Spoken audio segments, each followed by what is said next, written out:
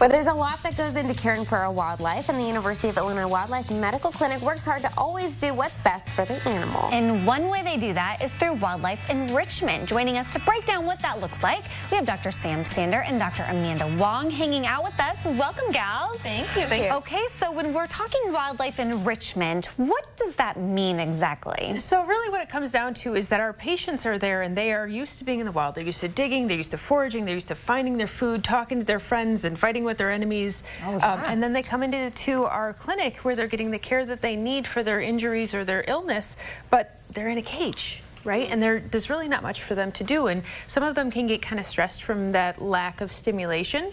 At the same time, people being around is kind of stressful to them too. And so one of the ways that we can try to combat that is through enrichment, which is basically by giving them things to do with their time that's going to mimic some of those natural behaviors without causing any trouble. And we can do that really with just some of the extra stuff that's even just lying around the clinic. Okay. And Amanda, have you seen that some of your guys' patients respond really well once you give them this kind of stuff? Yeah, a lot of times we'll utilize food and ways to feed them to enhance their time in the wildlife clinic. So some of the things we brought here today are some ways that we will commonly feed out our meals to our patients.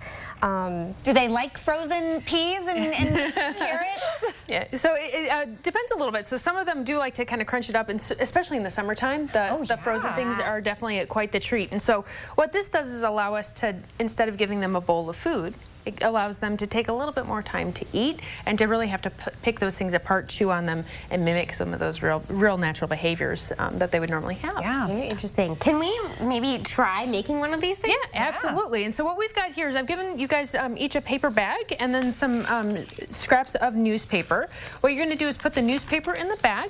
We've got some dog kibble. We've got some cinnamon as well. So you can use either of them to put in there. And why cinnamon? So some of these spices and whatnot that we can put in, they can smell them and they're going to smell interesting. And so we can use that. We can use rosemary or thyme, basil, anything that's really just got a strong scent. And so you wouldn't use both? We usually just pick one or the other. Okay, I'm going to go with cinnamon. That sounds good. You want to go dog food? I'll go with dog food. All right. All right. Just a shake, shake. Just a shake to your heart's desire. Oh, okay.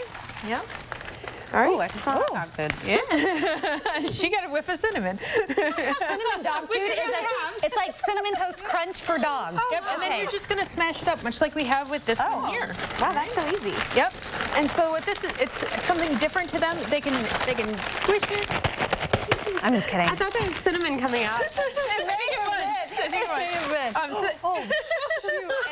is. So they can smash it around, they can tear it up, they can so they get the sound, they get the scent, they get the feel. So I'm mimicking the animal. You are being a phenomenal raccoon right now. I thought you wanted me to do that because that's how we're going to give it to them. So you're being my raccoon demonstrator. Okay. Thank you very much for that. Just like a raccoon. I do have my glasses on today for my raccoon look.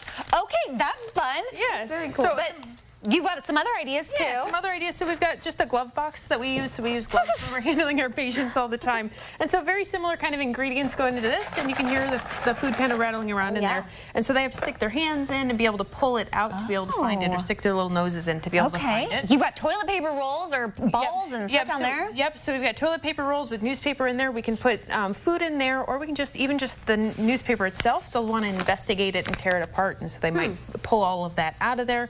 Really, this is all made out of a toilet paper roll that we've kind of just circled on, cut up and circled upon itself repeatedly. So that, again, it gives them, this gives them a ball to kind of play with. Yeah. That is all made out of natural materials. But then you've also got like actual dog toys. I'm familiar with these. Yep, absolutely. Kong. And so we can use a Kong, and we can use it a lot of different ways. So we can put their food in there and just have them play with it. We can put peanut butter in here. We can even put some like frozen food in there. For example. So for example, in this particular one, we have a mouse, and we can use that both for our raptors as well as for things like a coyote or a fox or something along those lines. Oh, wow. My goodness. Okay. Is this a busy time for you as summer's ramping up? It's pretty crazy right now, yep. So we're pretty excited to see an increase in our caseload. We've got our fourth-year students that help and take care of the animals, and yeah, it's pretty crazy, but it's a lot of fun. Well, yeah, this was a lot of fun. I've got cinnamon everywhere. And you did a great job as a raccoon. Thank you. Now we know. Thank you. And I hope that they enjoy our treats that you take back home with you. Yes, absolutely. Okay, thank you so much. Yeah, of course, guys. All right. If you want to learn more, there's a look at their website there, and we'll also connect you with them on our website after today's show.